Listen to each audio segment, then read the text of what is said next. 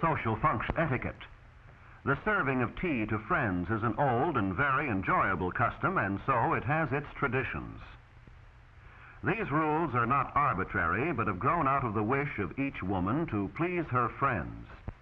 June's suggestion of using a white linen cloth for the tea table is considered incorrect. A lace cloth or an embroidered cloth or one of Italian cutwork is preferable in that it is better suited to the type of occasion.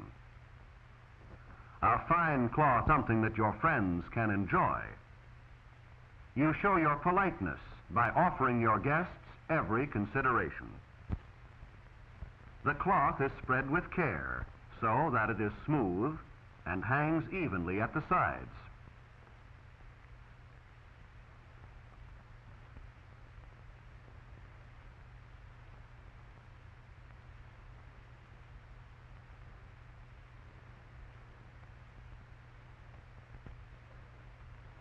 The centerpiece of flowers is low, and the colors harmonize with the rest of the arrangements. The same care and thoughtfulness are given to arranging the table as have been given to the issuing of invitations, to the choice of dress, and the preparation of the food. June isn't sure what type of candelabra should be used, but she is reminded that candles should not be placed on the table at all unless they are to be lighted and used as the principal light. Since this is her intention, candelabra are chosen which are not too high and which will hold enough candles to furnish sufficient light. The candelabra are then placed where they will light the table and yet not interfere with the serving. The placement is exact and symmetrical, giving a feeling of balance in the design of the arrangements. Exactness in details helps tremendously in giving the final impression of perfection.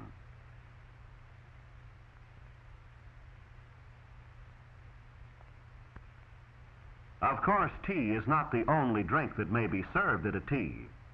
Coffee may be offered or punch, and the service need not be of silver. Chinaware may be used.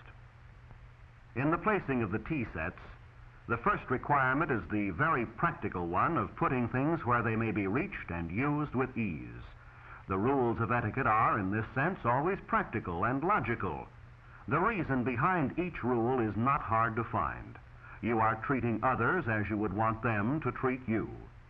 The pourer will have the tea urn conveniently at her right, the cream and sugar at her left. The convenience of the guest who will pour the tea is kept in mind in the placing of the cups, too.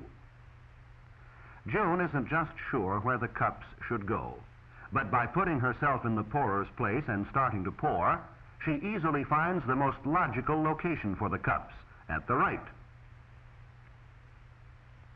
The rules of etiquette are always based on practicality and consideration for others. June should not put her hand into a cup from which someone else will drink.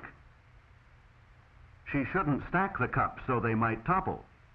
At the most, cups should be stacked only too high, or, better yet, not stacked at all. These are simple matters, but they avoid accidents and embarrassment.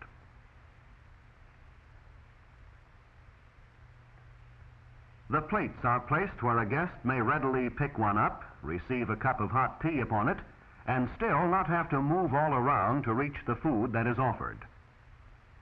At the other end of the table, the plates and cups are arranged in the same way. Perhaps tea will be served at one end and coffee at the other. However, the table arrangements are the same so that the two ends balance. And in this way, the symmetry of the design is maintained. Each part of the arrangement will add its share to the total effect in making the completed table attractive.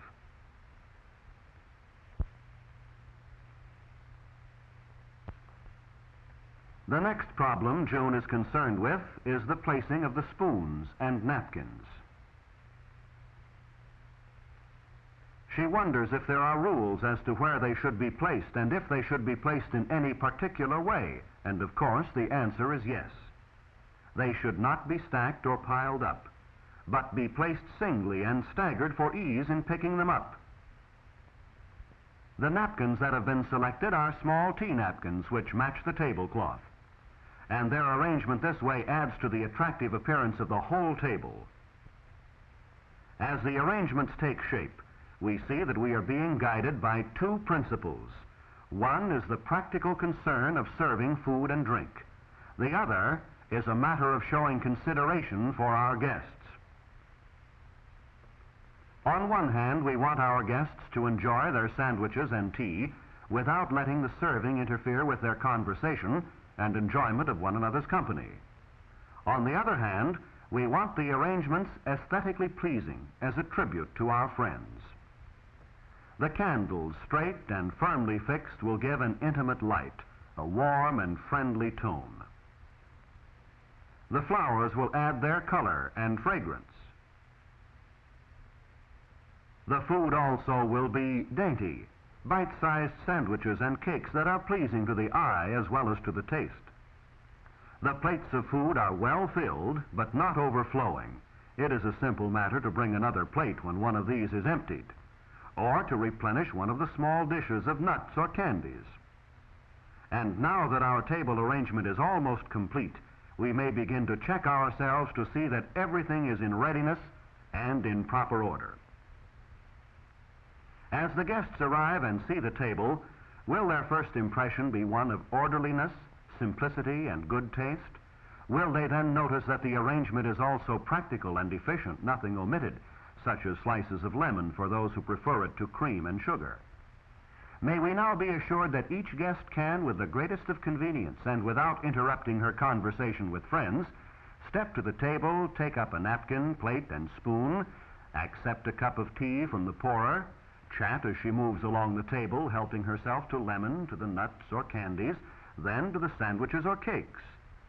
And can't we be sure that she will enjoy the flowers and the candles, appreciate a fine cloth and nice napkins? Yet through correctness in such things as proper table arrangements, that we show our courtesy, good taste, and friendliness.